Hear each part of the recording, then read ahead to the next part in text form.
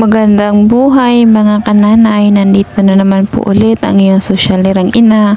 Isang araw na naman po ng A Day in My Life episode 4. Ngayon nga po ay pumunta nga po kami doon sa labas, basta naglakad-lakad lang kami.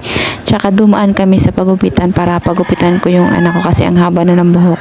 Pagkagaling namin sa pagupitan, pumunta kami sa palengke. Dumaan lang kami, hindi naman namin sinadya.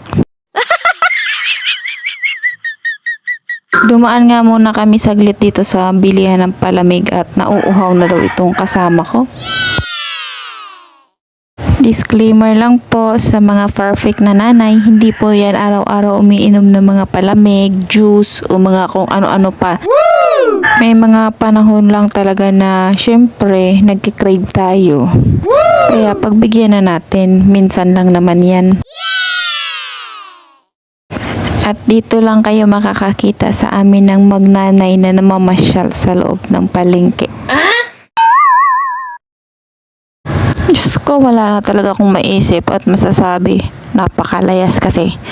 Walking, walking, walking, walking, hop, hop, hop, hop, hop, hop, running, running, running, running, running, running, now we stop. Now we stop.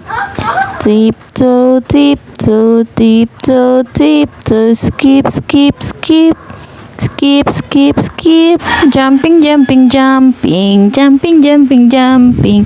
Now we stop. Now we stop.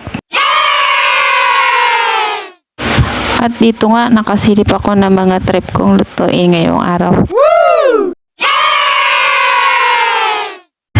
Nakakita nga ako dito ng tahong at sakto naman at nakaabot pa ako. Kakaunti na lamang ang natira.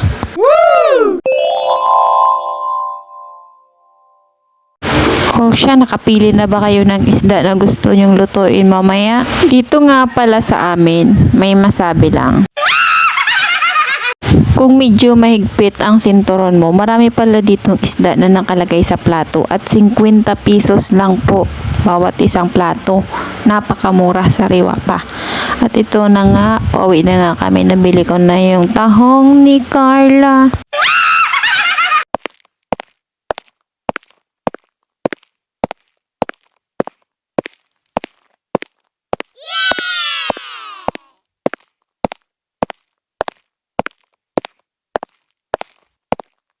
Ugaliing laging maglalakad-lakad para naman pagpawisan kayo kahit kaunti.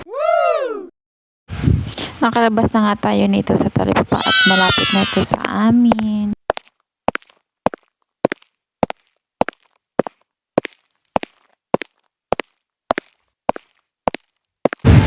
At pagkadating nga sa bahay, mag-cooking na naman tayo. Lagay lang ako dito ng mantika, bawang,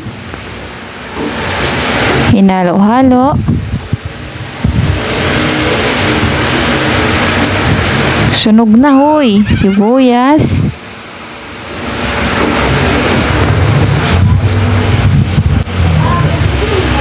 at syempre dapat may luya kasi tahong ang lulutuin natin. Diyos ko, napakahina ng apoy, ang tagal maluto.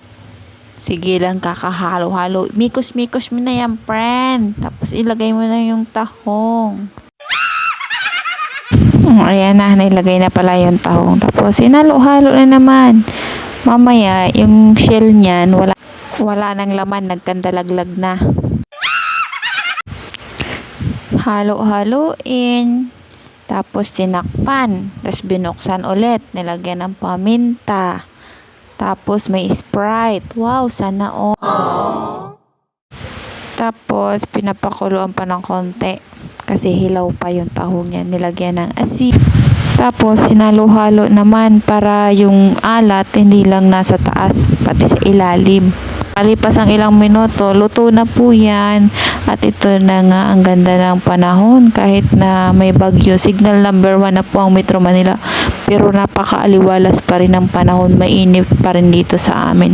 Ito yung isa sa mga nakakatakot na ang ganda-ganda ng panahon pero may bagyo tayo. Pero sana wag na tayong daanan ni Opong. Lagi na lang tayo tinadaanan ng maling tao. O siya sa tansya nyo, ilang aso na ba ang dumaan dito?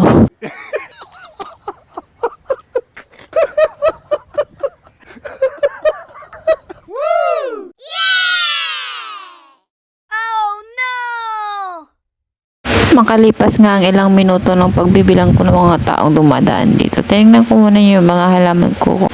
At dahil nakumusta ko na yung mga halaman ko, pagdating nga ng hapon, mga alas 4, ito na nga, nagsisimula na nga umulan ng paunti-unti. Pero slight lang naman, hindi naman siya ganun talaga kalakas. Pero lagi pa rin tayong mag-iingat, tsaka dapat lagi tayong handa. Hanggang sa muli, paalam! Ups, teka lang, hindi pa tapos. Huwag mong kakalimutan i-like, i-follow at i-share ang video na to. Salamat!